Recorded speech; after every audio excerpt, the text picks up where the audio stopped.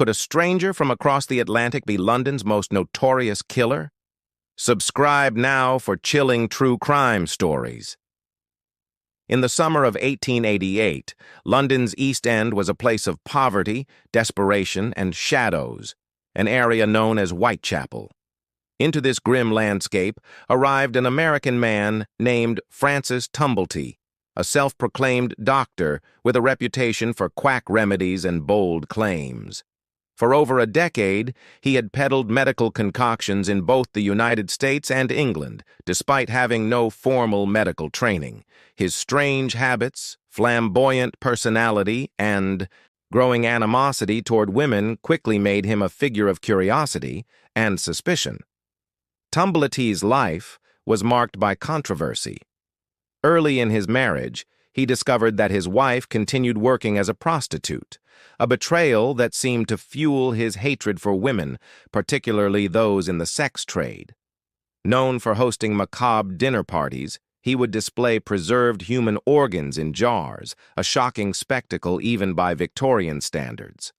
Stories of his gruesome collection, combined with his presence in London during the Whitechapel murders, made him a person of interest to investigators. Whitechapel itself was a cauldron of social hardship. Crowded lodging houses, abject poverty, and a lack of opportunity pushed many women into prostitution simply to survive. It was within these narrow streets and dim alleyways that the first victims fell. On August 31, 1888, Mary Ann Nichols's lifeless body was discovered, mutilated in a manner that suggested the killer possessed rudimentary medical knowledge. Days later, Annie Chapman suffered a similarly horrific fate. Panic spread, and the press amplified the terror, sensationalizing the murders and feeding a public hungry for mystery and scandal. Authorities began to connect Tumblety to the crimes.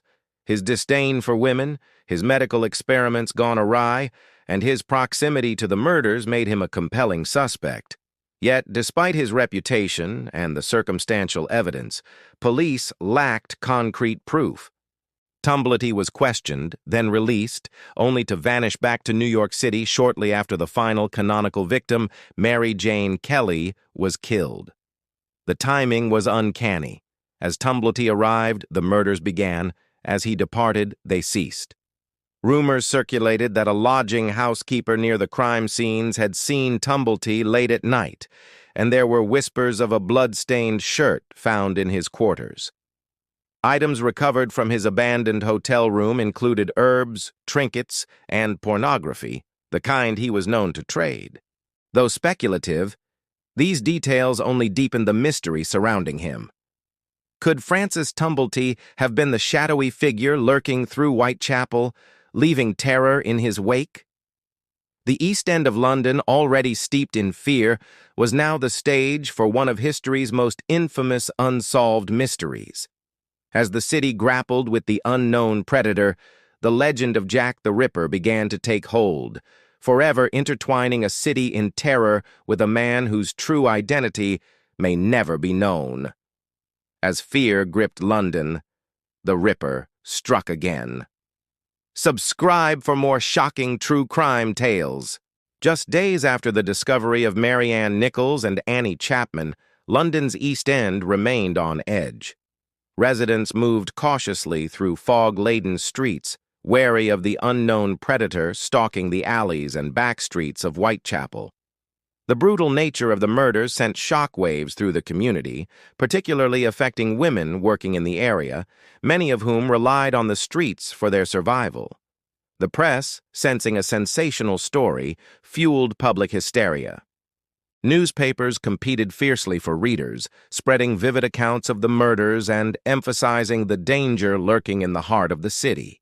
In an age before television and social media, the daily paper was the lifeline for news, and journalists quickly realized that the story of a faceless killer preying on vulnerable women captivated audiences like nothing else. The term Jack the Ripper would soon become synonymous with terror itself. Meanwhile, investigators struggled to find leads. Over 300 individuals were scrutinized, and dozens brought in for questioning. Suspicion ranged from ordinary East End workers to members of the aristocracy. Rumors implicated prominent figures, from physicians to royalty, illustrating the widespread fear and desperation for answers. Yet, the killer remained elusive, disappearing into the labyrinthine streets as quickly as he appeared.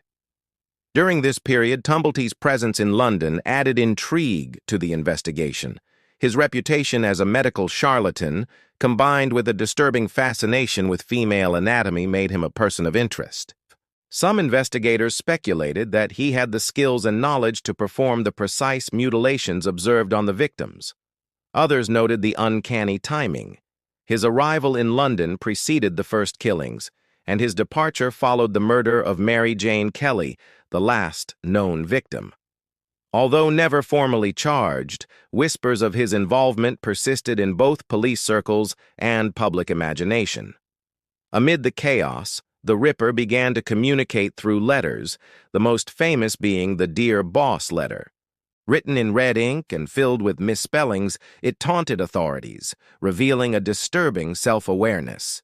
The letter claimed responsibility for future murders and hinted at gruesome trophies, further stoking panic.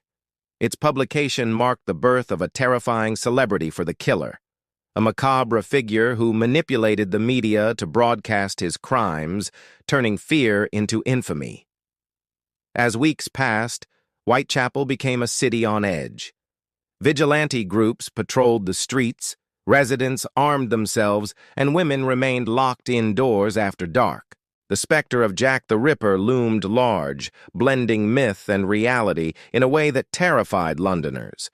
The investigation continued, but every lead seemed to vanish, and the killer's identity remained hidden, leaving a trail of horror and speculation that would endure for centuries.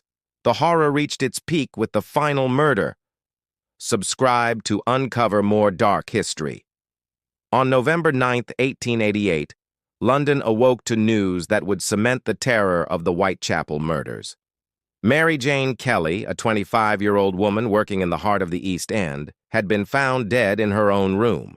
Unlike the previous victims, Kelly's murder occurred indoors, yet the savagery was unmatched.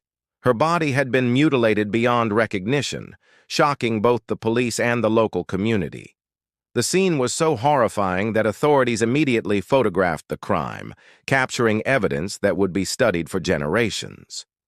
The investigation now reached a critical point. Detectives examined the crime scene for any trace of the killer, yet Jack the Ripper seemed to vanish into the shadows. Tumblety's possible involvement lingered in conversations among both the press and law enforcement. The timing of his presence in London, combined with his obsession with female anatomy, fueled speculation that he could have been the elusive murderer. While never proven, the connection added a chilling layer to the already complex mystery. Meanwhile, the press continued to sensationalize every detail. Letters, like the infamous Dear Boss correspondence, kept the public riveted. The killer's audacity in communicating with authorities created a mix of fear and fascination, turning Jack the Ripper into a figure of macabre legend. Londoners began to realize that the man behind these atrocities was not just a criminal, but a master manipulator of perception, using terror as a tool to control both the streets and the media. Over time, numerous theories emerged. Some suggested Tumblety acted alone, while others proposed secret societies, high-ranking officials, or even royalty might have played a role.